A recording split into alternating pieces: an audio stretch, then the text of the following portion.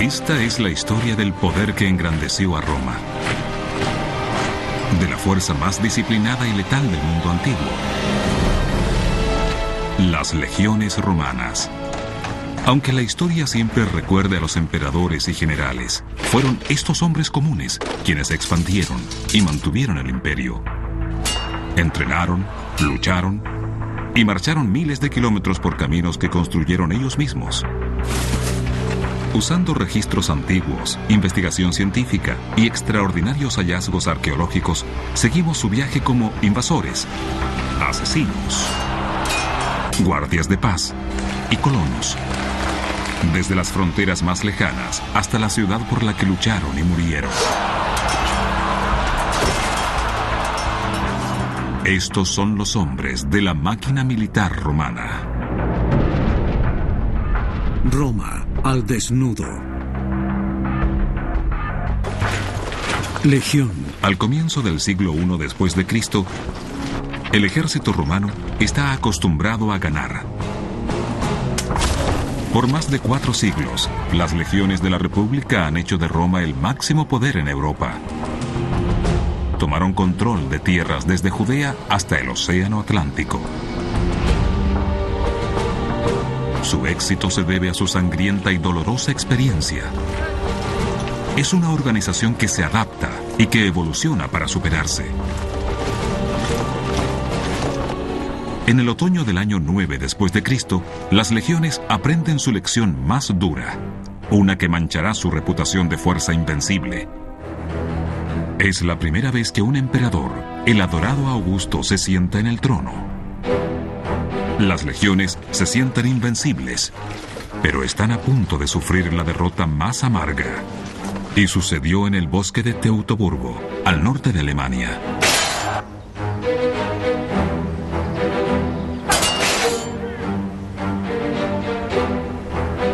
Una operación militar simple se transformó en una masacre.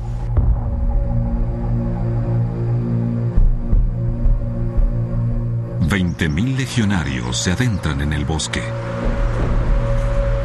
Roma estaba en la cima del poder. Era el ejército más fuerte y numeroso del mundo, enfrentándose a un puñado de tribus germanas. Generaciones de arqueólogos han intentado descifrar qué ocurrió. No fue hasta 1991 que un equipo logró descubrir una gran parte de la evidencia. En 20 años encontramos más de 6.000 objetos romanos, unas 1.000 monedas y otros 5.000 objetos militares romanos. Al principio no estaban seguros de qué habían hallado. Necesitaban averiguar a qué fecha correspondían y quiénes eran estos soldados. Las respuestas llegaron con una gran cantidad de monedas. La más nueva era del año 9 después de Cristo, y casi todas llevaban uno de los siguientes nombres. El primero era Augusto, el emperador, y su nombre provocaba respeto y hasta adoración entre los romanos. El segundo era Varo, el comandante más despreciado en la historia del imperio. La misión de Varo era convertir la recién conquistada provincia de Germania en una fuente dócil de ingresos, es decir, pacificar a su gente y cobrarles impuestos. Mientras las tribus germanas experimentaban por primera vez el método de explotación romano, el rencor aumentaba por los campos. Varo ya había sido gobernador. Tenía una reputación por secar de recursos a sus provincias, pero comete un error. Cree ya haberse ganado a los líderes locales al ofrecerles una parte de la riqueza. Hasta tiene tropas germanas trabajando para él como exploradores. Cuando entraron al bosque para acallar una rebelión local menor, no lo consideraron como un territorio enemigo. Este modelo nos da una idea a escala de 3 legiones romanas y también demuestra la compleja organización del ejército romano. Este fue un ejército del Mediterráneo que fue designado para luchar en campo abierto. Las condiciones del bosque eran pésimas para marchar formados. No podían marchar los 10 hombres en línea, estaban apretados. Habían ciénagas. El bosque era muy, muy denso. La línea se estrechaba y expandía. Eran una presa fácil. El general Varro le permitió a sus ayudantes germanos que exploraran el camino, pero una vez fuera de vista se juntaron con un ejército de guerreros locales que se había reunido en secreto. Era una emboscada.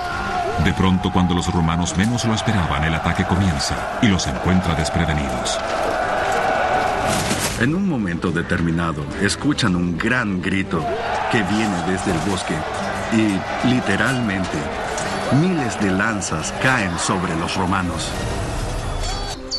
Las legiones caen en una trampa sin escapatoria. Más adelante Roma concluirá que los generales fueron los culpables. Pero en el bosque los soldados se enfrentaron durante 3 días de masacres. Su supuestamente primitivo enemigo planificó todo cuidadosamente. Robándoles la idea a los mismos romanos, construyeron barreras de tierra por el lado del camino y las levantaron con estacas de madera. Al otro lado del camino había un pantano. Fue una organización absolutamente brillante. Pueden ver la pared de tierra empapada, con estas murallas de madera encima que protegerían a las tribus germanas. Eso lo pueden ver por aquí. Esto le permitió a los germanos bajar y luchar cuerpo a cuerpo. Y pueden ver lo complicado que sería para los romanos. Piensen que en el tercer día llovía de forma torrencial y esto era puro lodo. Intentar trepar por todo este fango mientras los germanos te arrojaban lanzas encima es algo muy difícil. La columna es demasiado gruesa, demasiado apretada para moverse en formación defensiva. Con estas murallas de un lado y el pantano en el otro, las tropas son atrapadas en una zona letal de unos 350 metros de largo. El resultado de la batalla fue básicamente que un puñado de personas sobrevivió, pero 3 legiones completas del ejército más poderoso de la tierra desaparecieron. Es como llegar a un estadio para 20,000 personas y todos mueren. Roma regresará a la gloria, pero pasarán 3 décadas antes de que envíe otro ejército a conquistar el norte.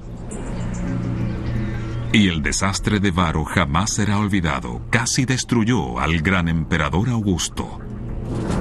Se dice que recorría el palacio la noche siguiente, golpeando su cabeza contra las paredes, diciendo: Quintilio Varro, devuélveme mis legiones. Jamás se recuperó, de verdad murió deshecho.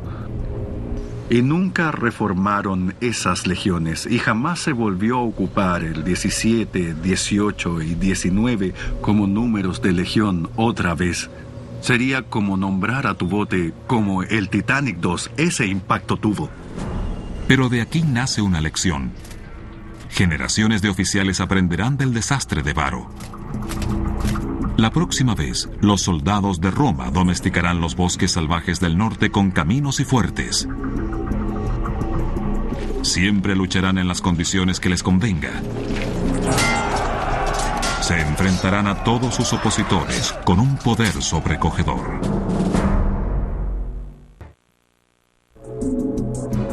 En el apogeo de su poder, el Imperio Romano tiene 30 legiones de combate disponibles.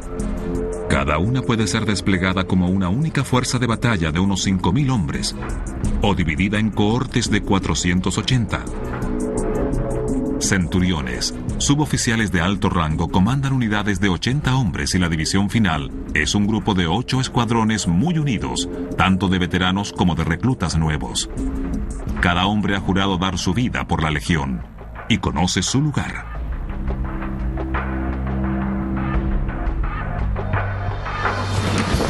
Sin importar si son desplegados al Rin o al norte de África, esa era su estructura de comando. Y aunque es lo que uno espera de la milicia moderna, ningún otro ejército antiguo tenía ese nivel de disciplina. El equipamiento es otra cosa que marca la diferencia entre el soldado romano y sus enemigos. El ejército romano era claramente el más profesional de su época.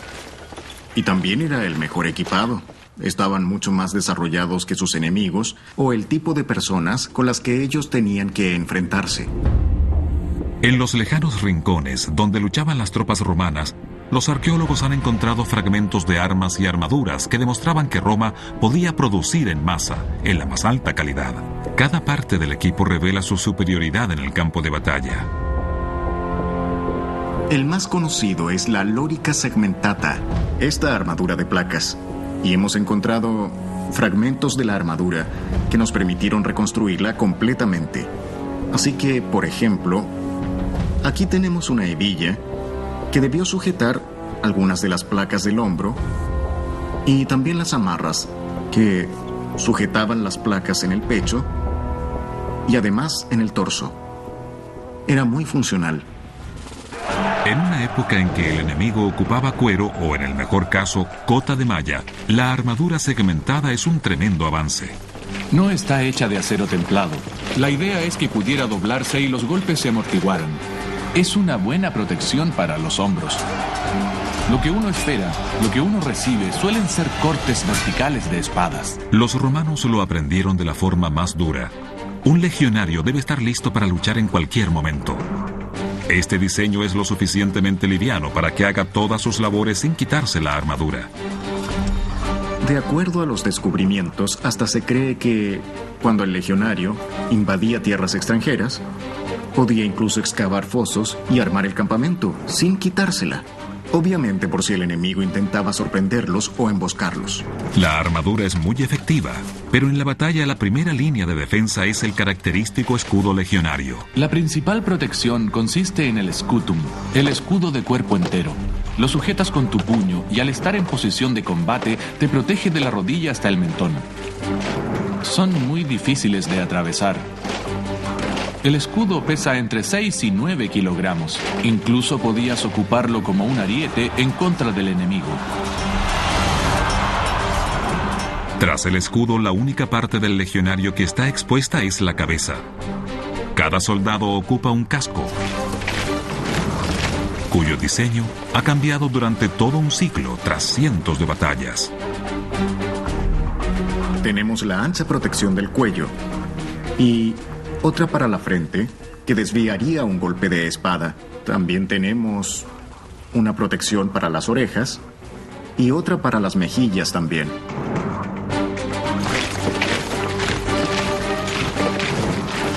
Los cascos romanos siempre dejan los oídos expuestos y siempre permiten una buena visión, no como el casco del caballero medieval, que tenía solo una pequeña ranura. Ese casco es para un soldado que no tiene que responder órdenes, que solo van en línea recta, cortando todo a su paso. El casco romano le permite al usuario estar mucho más atento de su entorno. Es algo esencial para su estilo de lucha.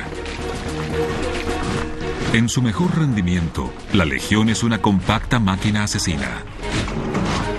Cuando comienza la batalla, reciben la orden de preparar el pilum, la jabalina de casi 2 metros que llevaba cada hombre. La mitad superior es de hierro. Su punta tiene forma de pirámide, seguido de un mango de hierro de 60 centímetros que se conecta a una asta de madera muy pesada. Arrojaban sus lanzas en una serie de descargas para que el enemigo fuera aporreado por un diluvio de misiles, atravesando escudos, derribando y matando hombres. Justo después, embestían contra ellos, gritando y con espada en mano, dando pie a las luchas individuales. La espada del legionario, el gladio, es perfecta para la lucha cuerpo a cuerpo, porque su hoja mide solo medio metro. Como se porta en el lado derecho, se puede desenfundar fácilmente sin necesitar mucho espacio. Su función es apuñalar. Los romanos estaban orgullosos de confiar más en la punta que en el filo. De una estocada y con solo enterrarla un poco, mataban al enemigo dándole en un punto vital. En aquella época, el que un soldado romano llevara una espada es algo extraordinario para sus enemigos. La espada es la marca de un guerrero, la marca de un líder. Es algo inusual. La armadura, los cascos, todo eso es inusual para los pueblos más bárbaros. Todo legionario tenía la panoplia completa, de igual o incluso mejor calidad que la de los guerreros más valientes y aristocráticos del ejército contrario. En esa época, un soldado romano se enrolaba por un mínimo de 20 años, soporta la dura disciplina y la penuria física. Pero el servicio paga bien, le da una buena pensión y un lugar de honor en la sociedad romana. El guerrero es fundamental en lo que significa ser romano. Se ven a sí mismos como hijos de Marte, hijos del dios de la guerra. Juntos son una fuerza inigualable. Y 3 décadas tras el desastre del bosque de Teutoburgo, los poderosos de Roma envían a las legiones nuevamente al norte. Su objetivo es Britania.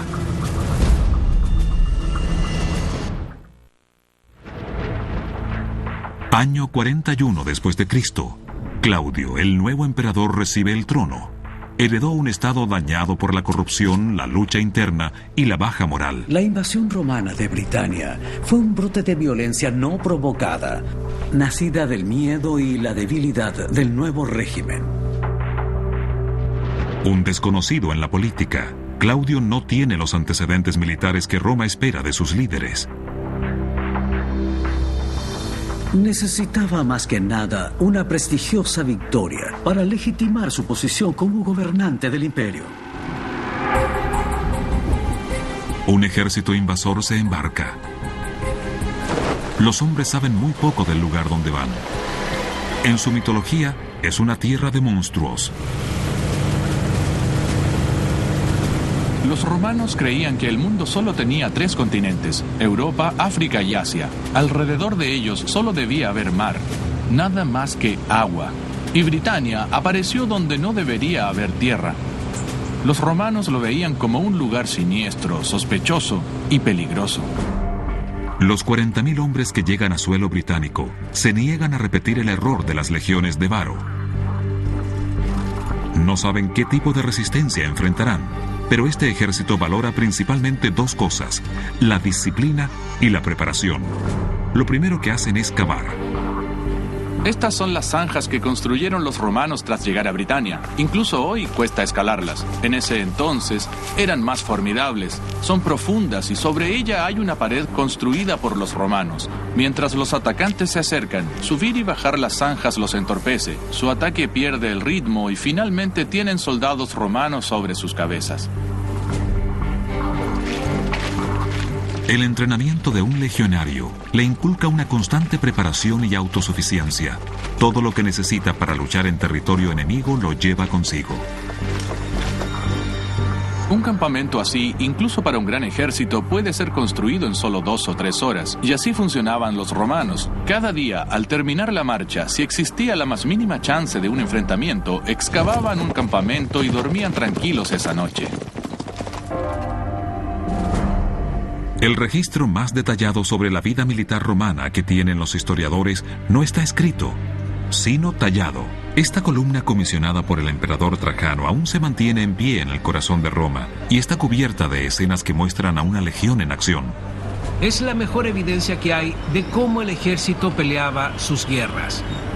Tallado en este pilar, serpenteando hasta la punta, hay más de 180 metros de narración sobre las batallas que condujo Trajano y sus soldados.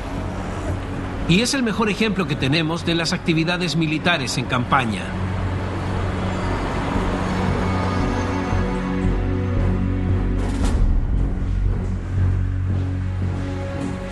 Al ver en detalle los moldes de la columna, se aprecia cómo armaban sus campamentos. Los soldados romanos pasaban mucho tiempo en el bosque. Lo que hacían era cortar árboles con sus hachas, bajar grandes troncos a este panel y aquí tenemos la construcción de un fuerte. Un soldado romano no es solo alguien que lucha en batallas, sino que siempre está construyendo y cuando se necesita crear una fortificación, lo hace. La fuerza de la legión proviene de una estricta instrucción. La tierra de 4 inmensas trincheras crea 4 murallas defensivas. Sobre ellas, estacas de madera. Las tiendas son colocadas en un preciso patrón cuadriculado y la mayor de las 4 entradas del fuerte se hace siempre enfrentando al potencial enemigo. Es una estructura temporal y puede que la ocupen solo una noche, pero la experiencia les dice a estos hombres que así pueden repeler cualquier ataque. Un campamento en la frontera siempre será idéntico a uno construido al otro lado del imperio. Un legionario puede ir a Britania o a Siria y aún se sentiría en casa en una base romana. Sabría dónde se ubica todo, cómo está dispuesta y cómo funciona el ejército. Ya aseguraron su posición en Britania, así que pueden dedicarse a la conquista. Una de estas unidades, la Segunda Augusta, quedará asignada a estas islas por los próximos 300 años, provista de generaciones sucesivas de soldados. Pero por ahora es una fuerza de ataque que tiene como misión atravesar las defensas británicas. La Legión Segunda Augusta parece que debió luchar contra unos fuertes, ubicados en cerros con empalizadas, murallas y zanjas, que eran defendidas por una serie de grupos tribales.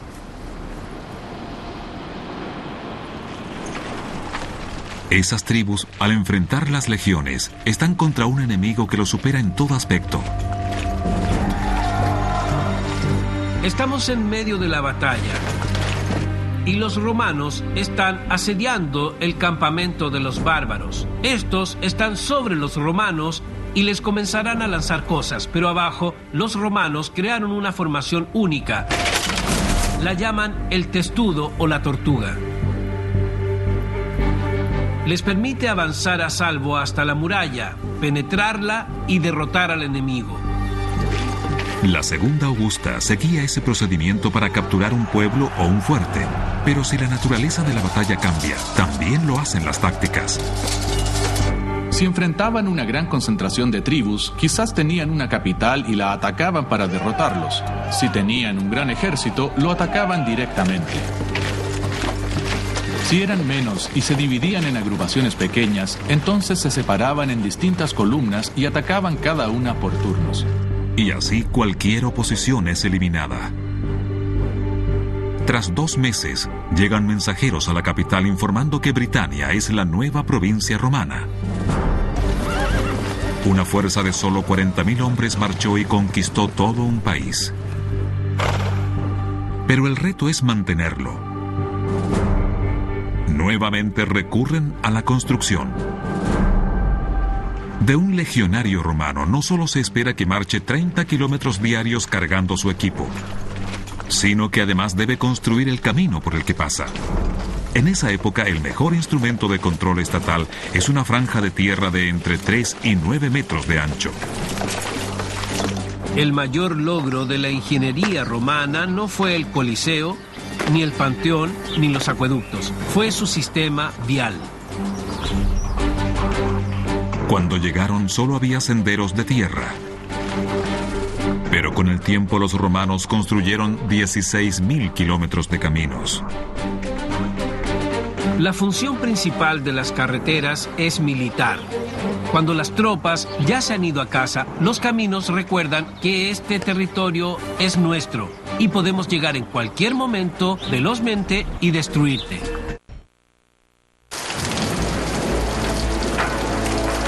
En los años que siguieron a la invasión romana, parecía que los británicos se habían resignado a su ocupación. Al sur mantienen al rey de la tribu Icena como líder títere. Mantiene su estatus, siempre y cuando las tribus paguen. El paisaje estaba lleno de pequeños campos y granjas, mucho más densamente poblados que hoy. Pero la gente aquí era británica, no romana. Los romanos recolectaban impuestos y existía un riesgo de rebeliones con tantos británicos pagando impuestos a unos pocos gobernantes romanos. El arte está en el equilibrio. El desastre de Varo le enseñó a Roma a no explotar excesivamente a las provincias. Y mientras los oficiales gobiernen a través del rey local Iceno, todo está bien. El problema fue que cuando murió, saquearon su reino. Cuando su esposa protestó, fue azotada públicamente y sus 2 hijas violadas. Eso provocó una furia generalizada que se enfocó en la viuda del rey. Su nombre fue Boudica. Boudica, la reina guerrera. Hoy es una heroína del folclore, pero en la Britania romana provoca el caos. Algunos escritores dicen que se inspiró en lo que los germanos lograron en el bosque de Teutoburgo. Ella también aniquila a cada romano que se cruza en su camino. Lidera un enorme ejército que lo arrasó todo, destruyendo ciudades completas. Y la capital, Camulodunum, la actual Colchester, sufre el mismo destino. Boudica dio la orden de incendiar el templo. Para quienes defendían el templo, solo les quedaba una desesperada opción. O se sofocaban y quemaban dentro, o corrían hacia afuera para ser masacrados por los britanos. Colchester desapareció del mapa. Cuando los arqueólogos cavaron hasta ese nivel, solo encontraron ceniza. Las 3 legiones romanas designadas a Britania están a varios días de distancia en la frontera, así que los guerreros de Boudica casi no encuentran oposición. La mayoría del tiempo, el miedo mantiene a la gente tranquila y por eso cuando llega la rebelión, los romanos son tomados por sorpresa. Las rebeliones pueden comenzar bien, pero los romanos contraatacan. Se envía un contingente para sofocar la rebelión. Consiste en unos 10.000 soldados, la mayoría de los soldados romanos en Britania, pero siguen siendo superados en número por el ejército de Boudica. Ella comanda quizás a unos 80.000 guerreros. Cuando los cisenos y los romanos al fin se enfrentan en batalla, fue un paisaje como este, un valle con forma de herradura, con romanos en la cima del valle y los cisenos allá abajo en la entrada. Lo que siguió fue una de las batallas más decisivas en la historia británica. Mientras los 2 ejércitos se forman uno frente al otro, los comandantes analizan el paisaje de formas muy distintas. Boudica confía en su victoria. Tenía muchos más hombres y tenía a los romanos encerrados. Estaba tan segura que civiles como mujeres, niños y ancianos estaban en la entrada del valle para ver la batalla. Pero el comandante romano eligió su terreno y lo eligió con cuidado. Boudica cree tenerlo acorralado, pero él cree que la ladera empinada del valle y los bosques a su espalda le ofrecen protección. Están igualados. Con un terreno así de impenetrable, por detrás y por los flancos, los romanos sabían que no había forma de que los británicos los rodearan, especialmente sus carros, que no servían en un terreno así. Los romanos debieron desplegarse de un lado del valle hasta el otro, en 8 hileras, extendiéndose quizás por 1,5 kilómetros en total, una pared de acero. Los británicos tenían más hombres, pero la angostura del valle provoca que ambas líneas frontales sean iguales. Lo que sigue no es solo un choque de ejércitos, sino de culturas, la disciplinada máquina de guerra romana contra la furia de las tribus. Mientras subían por la cuesta hacia la línea romana en la cima del valle, lo primero que enfrentaron debió ser una lluvia de poderosas jabalinas cayendo del cielo sobre ellos, diseñadas para atravesar escudos y al hombre que se protegía detrás de ellos. En el combate cuerpo a cuerpo, los británicos luchan individualmente, pero los romanos maniobran en una serie de herméticas formaciones. Y los legionarios romanos sacan sus gladios. La línea parece la hoja de una sierra, con los guerreros más fuertes en cada punta.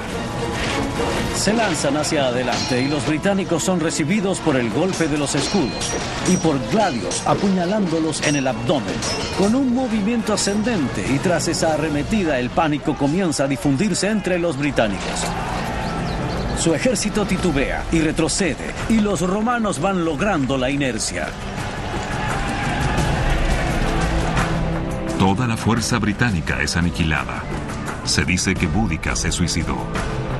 A los romanos solo les tomó horas conseguir la victoria, pero pasaron semanas ejecutando su venganza. Luego de la victoria, el ejército romano arrasó con todo. Impusieron la política de fuego y espada en el paisaje británico, o sea que mataron todo lo que vieron y destruyeron todas las propiedades.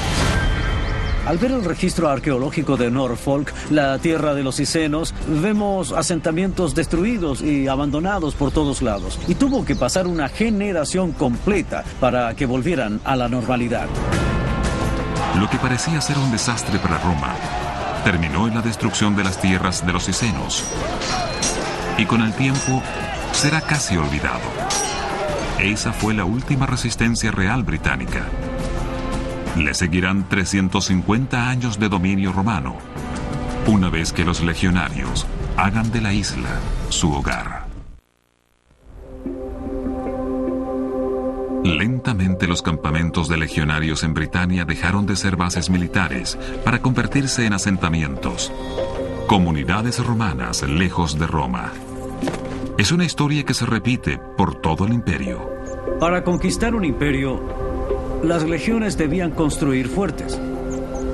Y todos esos fuertes suelen convertirse en ciudades del imperio.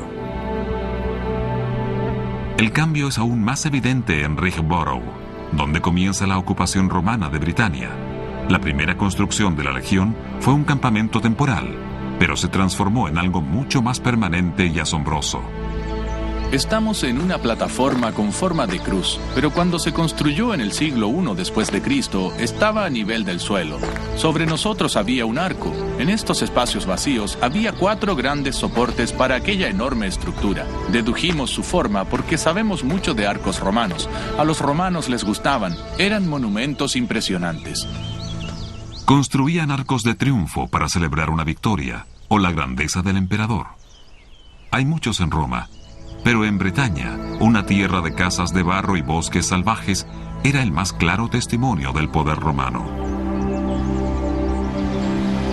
Aunque solo quedan sus cimientos, podemos reconstruir el arco de Rigborough. Medía 25 metros de altura. El brillante mármol blanco que lo cubría permitía verlo a kilómetros. Se convirtió en la entrada a la Britania romana.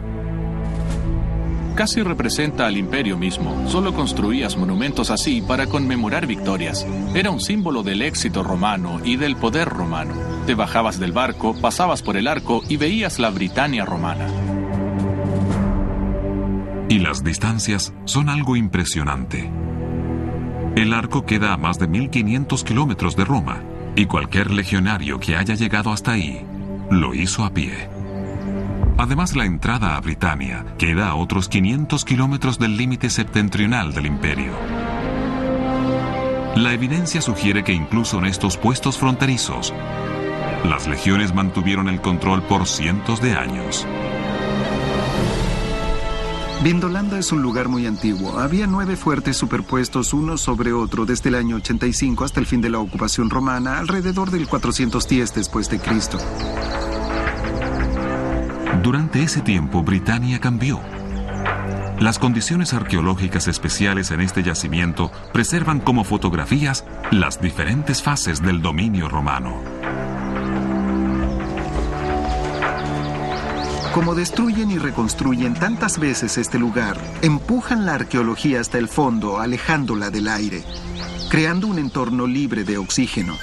Y si lo haces 9 veces, muy en el fondo hay un lugar especial porque casi todo allá abajo sobrevive. Es decir, los objetos que se hubieran podrido en cualquier otro lugar, aquí se preservaron perfectamente. Hay armaduras, joyas y docenas de pares de botas militares. Exclusivas de Vindolanda, hay algunos objetos que nos acercan increíblemente a la gente que vivió aquí hace casi 2000 años. No olvidaré la primera vez que encontré algo. Excavábamos lo que creíamos una zanja romana de unos 4 metros de profundidad, y en el fondo había mucha madera. Y algunos pedazos de madera eran algo aceitosos, y tras limpiarlos, me llevé la sorpresa de mi vida al ver jeroglíficos en ellos. Lo que encontró fueron tablas de escritura, listas de compras, cartas, registros, listas militares. Detalles que revelan por primera vez lo que pensaban los legionarios asignados a este lugar. Las tablas de escritura como documentos romanos son increíbles porque cada uno tiene la oportunidad de reescribir la historia de la Britania romana. Cada uno de ellos es como una ventana al alma de la persona que lo escribió. Es un mensaje muy personal y estamos viendo ese mensaje y leyendo su correo. Desde que se encontró la primera tabla en Vindolanda se han recuperado más de 400. Las cartas muestran la vida de un legionario alejado de su casa. El fuerte de Vindolanda es un elemento vital en la historia de esta legión, porque no toda Britania fue romanizada. Asaltos desde el norte de la actual Escocia eran un problema constante. En una época la respuesta romana sería una sangrienta y decisiva guerra de conquista y castigo. Pero comenzando el siglo II, el emperador Adriano dio un cambio radical de políticas. Ordena a las legiones que construyan un muro por toda la frontera. Fue su respuesta para un problema bastante serio para la Britania romana. Su solución a largo plazo fue aislar la zona civilizada de la provincia de los bárbaros al norte. A más de 1500 kilómetros de Roma, el imperio aún era capaz de movilizar enormes recursos. Tomó 30.000 hombres y más de una década terminar la obra. El muro de Adriano, en términos modernos, es un proyecto de construcción impresionante y colosal. Incluso hoy, hacer algo así costaría miles de millones de dólares. De costa a costa debió medir casi 120 kilómetros y de altura probablemente entre 5 y 7 metros, con almenas sobre ella, torres y puertas cada par de kilómetros, desde donde se podía ver todo su entorno, controlar qué estaba pasando y pedir ayuda si era necesario. La muralla es principalmente una estructura defensiva. La expansión ha sido por mucho tiempo el motor del imperio, con legiones invadiendo agresivamente las fronteras. Pero ahora, el imperio romano estableció un límite en piedra. El muro de Adriano refleja este gran cambio de ser un imperio agresivo, joven y ambicioso que aprovecha cada oportunidad devorando territorios, a un imperio de Edad Media mucho más reflexivo que pensaba en sus fronteras y que administraba lo que ya tenía. En cierto sentido, eso marca el comienzo del fin para el imperio romano. Los primeros fuertes de legionarios en Britania eran como islas, pedazos de Roma en territorio hostil. Pero no tenían ni la capacidad ni el deseo de luchar constantemente. Al pensar en la ocupación romana de Britania, es importante no creer que el ejército estaba formado por soldados que venían de Italia. A medida que el ejército establece sus bases, empieza rápidamente a reclutar locales y es común que esos soldados tengan familias e hijos. Así que se puede ver al ejército convertirse en parte de la sociedad local.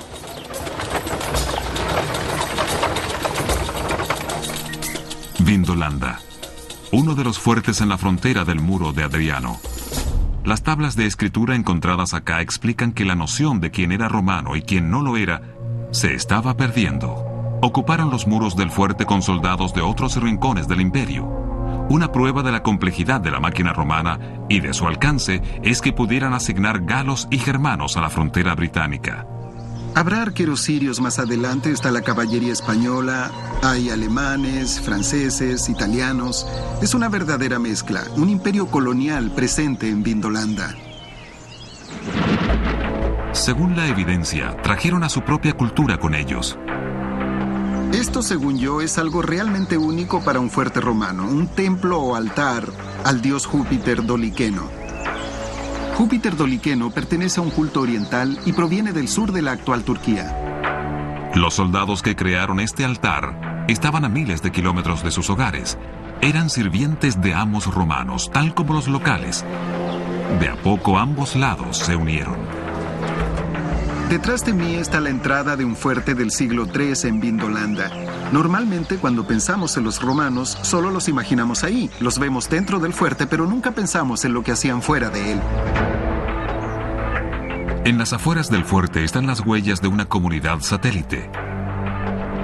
Docenas de casas, tiendas y negocios que dependían de los legionarios.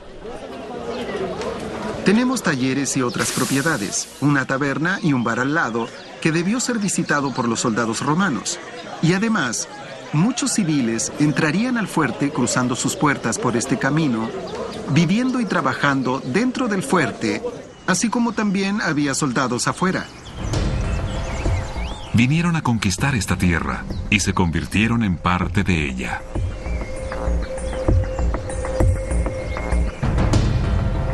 Los eventos que ocurren en otras partes del imperio reflejan que Roma se va haciendo vulnerable. Las legiones patrullan miles de kilómetros de fronteras y no pueden controlarlas todas. Esta muralla rodea la antigua ciudad romana de Verulamion. Fue construida en el siglo III después de Cristo, como 200 años luego de derrotar al ejército de Boudica, porque en esa época los romanos eran más inseguros. Preocupados de que las fronteras ya no pudieran repeler a los bárbaros, construyeron defensas por todo el imperio. En cierto sentido, a pesar de que se ve fuerte, es un movimiento a la debilidad. Y también a algo más, a la explotación. Porque era el trabajo forzado de campesinos el que construyó esta fortificación para defender a un imperio en decadencia. Las rocas de Vindolanda cuentan la historia de la ocupación desde el principio. Esta roca rota revela cómo terminó. Se ubica en lo que alguna vez fue un altar para los estandartes del águila sagrada de las legiones. El águila era un símbolo de Júpiter. Y Júpiter era el dios patrono de Roma, porque el águila representaba al militarismo y al imperio romano. Y por eso los estandartes del águila de las legiones son venerados en fuertes por todo el imperio. En el desastre de Varo, en el año 9 después de Cristo, en el apogeo del poder romano, 3 legiones murieron defendiendo el honor que representan sus águilas. Aquí, las águilas se han degradado y el imperio desaparece rápidamente. Mientras nos acercamos a la capilla de los estandartes, se ve qué pasó al final de la Britania romana. Y aquí, justo en medio del altar, hay un gran fogón. Imaginen acá un gran espetón con un cerdo o media vaca asándose en él, el cual rompió y agrietó el suelo y lo hundió hasta el fondo del edificio. Eso demuestra que toda esa majestuosidad y culto imperial, la adoración del dios emperador, los estandartes de batalla, las banderas, todo eso se perdía. Esta roca fue dañada cuando 5 siglos y medio de disciplina sucumbieron. Marca la desintegración de todo lo que los legionarios consideraron sagrado. Los ejércitos de Roma nunca fueron expulsados de Britania, sino que desaparecieron lentamente, y la ocupación terminó aquí, donde las tropas originalmente desembarcaron. Aquí en Richborough vemos pistas del final de la Britania romana y también de la Segunda Augusta. La Segunda Augusta es mencionada por última vez por el año 400. Es una pequeña guarnición. La llama de Roma en Britania simplemente se apaga. Hay muchos problemas internos, guerras civiles, rebeliones y pareciera que todo el Estado romano y su ejército se estaba desintegrando. Desaparecieron. La provincia simplemente se desvaneció. Las legiones perdieron el control y Roma perdió su imperio. Los territorios que abandonaron también perdieron algo. Se dice que Europa cayó en una era de caos, en una edad oscura que se mantuvo por siglos. Y aunque en lugares como Britania las legiones dejaron solo ruinas, sombras de una fuerza alguna vez invencible, el verdadero legado de sus campañas, de sus interminables marchas, matanzas y construcciones aún se mantiene. Cada victoria en los bosques del norte o en los desiertos del este le daban gloria y le daban oro a Roma. Todo el esplendor de la ciudad eterna se pagó con saqueos e impuestos, con la sangre de los legionarios y de sus enemigos. Las legiones construyeron todo esto.